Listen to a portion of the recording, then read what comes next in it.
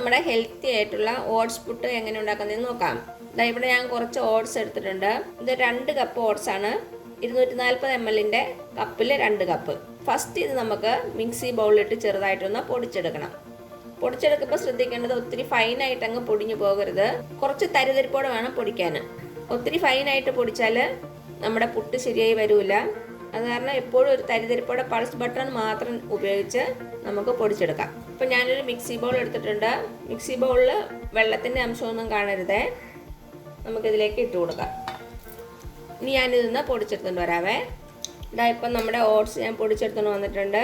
ഈ ഒരു പരുവത്തിൽ വേണം നമ്മുടെ ഓട്സ് പൊടിച്ചെടുക്കാൻ വേണ്ടി.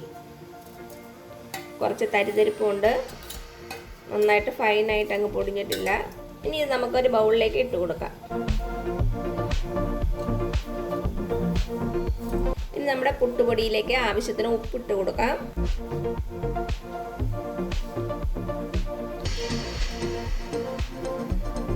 ഒന്ന് മിക്സ് ചെയ്യുക. ഞാൻ ഇതിലേക്ക് കുറച്ച് തേങ്ങയും കൂടെ ചേർത്ത് കൊടുക്കുവാണേ. കുറച്ചൊന്ന് ടേസ്റ്റ് ആകാൻ വേണ്ടിയിട്ടാണ്. ഇപ്പം നിങ്ങൾക്ക് തേങ്ങ ഒത്തിരി ഇഷ്ടമല്ലെങ്കിൽ ഇതിടണ്ട കേട്ടോ. ഇനി ഇതിലേക്ക് നമുക്ക് ആവശ്യത്തിന് വെള്ളം ഒഴിച്ചു കൊടുക്കാം. വെള്ളം തളിച്ച് ഒഴിച്ചു കൊടുക്കാം.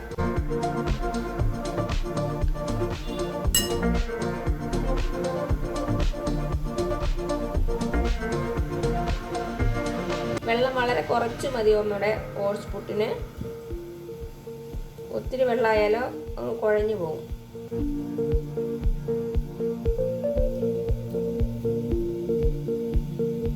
അപ്പം നമ്മൾ 2 കപ്പാണ് എടുക്കണമെങ്കിൽ ആ കപ്പിന് തന്നെ ഒരു 1/2 കപ്പ് വെള്ളം എടുത്താൽ മതിയേ. അതായത് ഒരു 10-15 ടേബിൾ സ്പൂൺ. 1 കപ്പാണെങ്കിൽ ഒരു 1/4 കപ്പ് വെള്ളം മതിയാകും.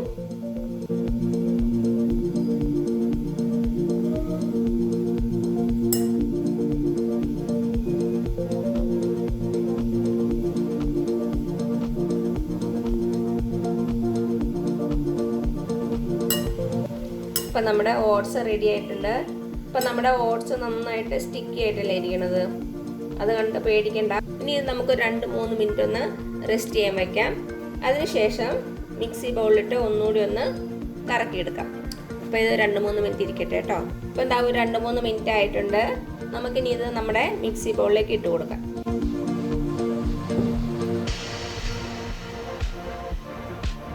കട്ടയൊക്കെ ഒന്ന് ചെറുതായിട്ട് ഉടച്ചു കൊടുക്കണേ. ഇതിലേക്ക് നമുക്ക് 1 ടേബിൾ സ്പൂൺ ഓട്സ് പൊടിച്ചത് ഇട്ട് കൊടുക്കാം.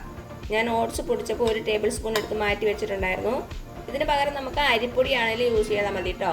നമ്മൾ പുട്ടുണ്ടാക്കണ അരിപ്പൊടിയില്ലേ, അത് ചേർത്താലും മതി.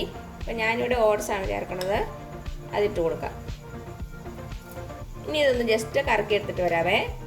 അപ്പോൾ എന്താ നമ്മുടെ ഓട്സ് ഞാൻ പൊടിച്ചെടുത്തുകൊണ്ട് വന്നിട്ടുണ്ട്. കണ്ടോ, അപ്പോൾ കട്ടകളൊക്കെ ഉടഞ്ഞ് നന്നായിട്ട് വന്നിട്ടുണ്ട് നമ്മുടെ ഓട്സ്. ഇനി നമുക്കൊരു പാത്രത്തിലേക്ക് ഇട്ട് കൊടുക്കാം.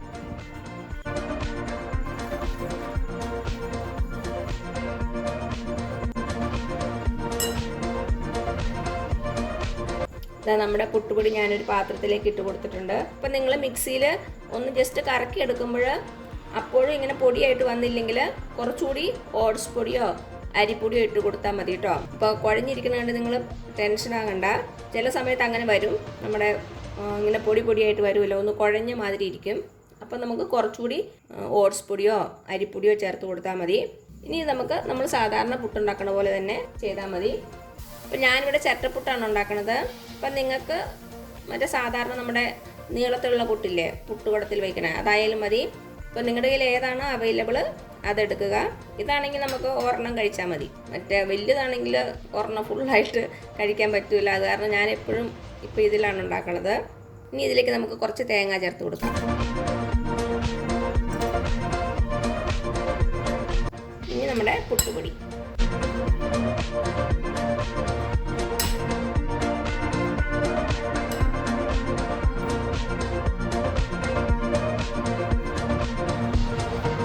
ഇതിൻ്റെ മുകളിലായിട്ട് നമ്മൾ തേങ്ങ തിരുകിയത്.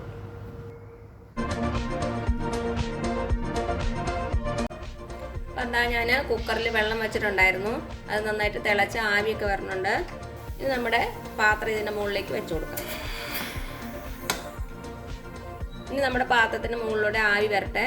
ആവി വന്നതിന് ശേഷം ഒരു 2-3 മിനിറ്റ് കഴിഞ്ഞ് നമുക്ക് നമ്മുടെ പാത്രം അടുപ്പിൽ നിന്ന് മാറ്റാം. അപ്പോഴേക്കും നമ്മുടെ പുട്ട് നന്നായിട്ട് വെന്തിട്ടുണ്ടാകും. അപ്പോൾ ഇതിവിടെ ഇരുന്ന് വേവട്ടെ കേട്ടോ. ഇപ്പോൾ എന്താ ആവി വന്നിട്ടുണ്ട്. ഇനി ഒരു 3 മിനിറ്റ് കൂടെ നമുക്ക് വെയിറ്റ് ചെയ്യാം. അപ്പോൾ 2-3 മിനിറ്റ് കഴിഞ്ഞു. നമ്മുടെ ഓട്സ് ഇപ്പോൾ റെഡി ആയിട്ടുണ്ട്. ഇനി നമുക്ക് ഒരു പാത്രത്തിലേക്ക് മാറ്റാം.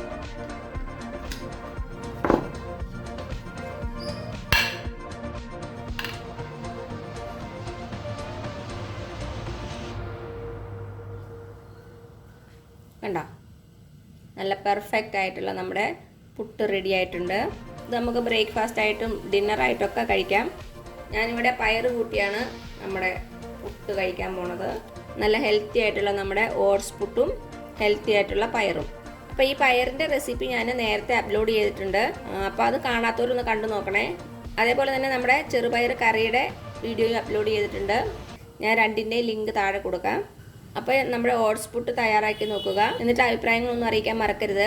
അപ്പോൾ ഈ വീഡിയോ ഇഷ്ടമാണെങ്കിൽ ആ താഴെ കാണുന്ന ചുമന്ന സബ്സ്ക്രൈബ് ബട്ടണിൽ ഒന്ന് പ്രസ് ചെയ്ത് സപ്പോർട്ട് ചെയ്യണേ. അപ്പോൾ അതിൻ്റെ തൊട്ടടുത്തൊരു ബെല്ലൈക്കൺ വരും, അതും കൂടി ഒന്ന് എനേബിൾ ചെയ്ത് കൊടുക്കുക. അതേപോലെ തന്നെ ലൈക്ക് ചെയ്യാനും ഷെയർ ചെയ്യാനും മറക്കരുത്. അപ്പോൾ ഇനി പുതിയൊരു റെസിപ്പി ആയിട്ട് വരുന്നവരേക്കും thank you so much. By.